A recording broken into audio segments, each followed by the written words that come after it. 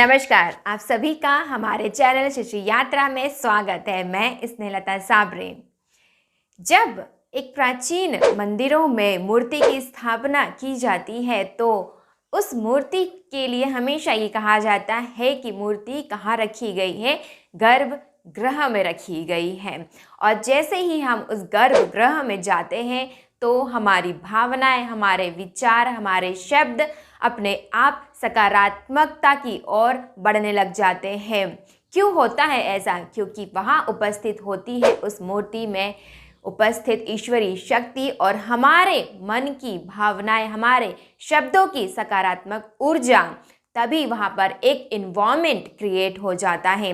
ठीक इसी तरह जब एक माँ अपने गर्भ में एक शिशु को 9 महीने धारण करती है तो उस अवस्था को गर्भावस्था कहा जाता है, क्योंकि उस गर्भावस्था में शिशु एक ईश्वरीय अंश के रूप में माँ के गर्भ में विद्यमान होता है। तो सोचिए, जब एक गर्भगृह में हमारे मन, हमारे विचार, हमारे शब्द परिवर्तित हो जाते हैं, तो जब एक शिशु हमारे गर्भ में एक ईश्वरीय अंश के रूप में विद्यमान है, तब हमारे मन, हमारा विचार और हमारे शब्द कैसे होने चाहिए, जिसका उस शिशु पर, उस गर्भस्थ शिशु पर सकारात्मक प्रभाव पड़ सके और उसके पूरे व्यक्तित्व का निर्माण हो सके, क्योंकि उस ईश्वर ने आपको चुना है उस गर्भस्थ शिशु के लिए। आज हम इस कड़ी में बात करेंगे कि गर्भ संवाद क्या होता है और हमें अपने गर्भस्थ शिशु से गर्भ संवाद किस तरह से और क्यों करना चाहिए।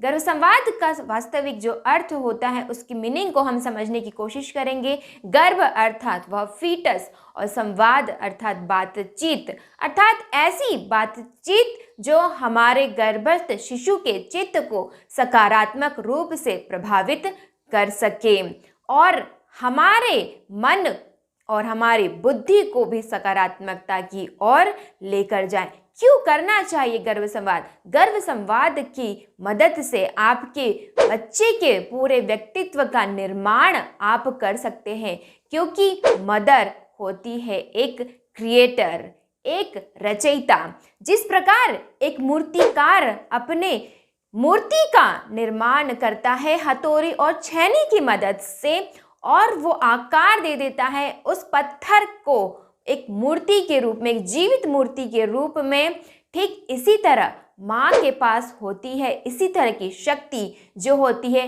भाव शक्ति और शब्द शक्ति। इन दोनों शक्तियों की मदद से एक माँ अपने शिशु का पूर्ण रूप से विकास कर सकती है। आज साइंस भी इस बात को प्रूव कर रहा है कि फर्टिलाइजेशन के 4th वीक में बच्चे के इंटरनल ईयर बनने लग जाते हैं और 20 वीक तक आते आते उसके बाहरी जो कान होते हैं वो डेवलप होने शुरू हो जाते हैं, काफ़ी हद तक वो डेवलप हो जाते हैं और 24 वीक तक आपका बच्चा आपकी सारी बातों को सुनने, समझने और रिस्पॉन्स करने में सक्षम हो जाता है।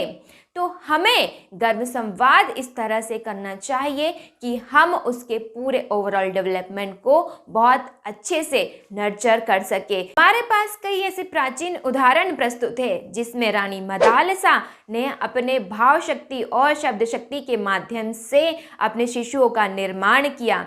अष्टावक्र जी का उदाहरण हमारे पास उपस्थित है, जिनके नाम से अष्टावक्र गीता का निर्माण हुआ। भक्त प्रहलाद का उदाहरण हमारे पास प्रस्तुत है। वीर अभिमन्यु का उदाहरण हमारे पास प्रस्तुत है, जिनकी माताओं ने अवेयर होकर उनके साथ गर्भ संवाद स्थापित करते हुए उनका वैसा ही निर्माण किया जैसा वो चाहती थी। तो गर्भ संवाद के इस महत्व को जानने के बाद हमारी ये रिस्पॉन्सिबिलिटी है कि हम अपने बच्चे के अच्छे से डेवलपमेंट करने के लिए उसके साथ बहुत ही प्रेम से गर्भ संवाद स्थापित करें, क्योंकि साइंस इस बात को प्रूव कर रहा है कि गर्भ में उपस्थित शिशु आपके 5000 शब्दों को एक दिन में ग्रहण करने की क्षमता रखता है। तो सोचिए, हमें उसे उसी तरह का एक्सपोजर देने की ज़रूरत है।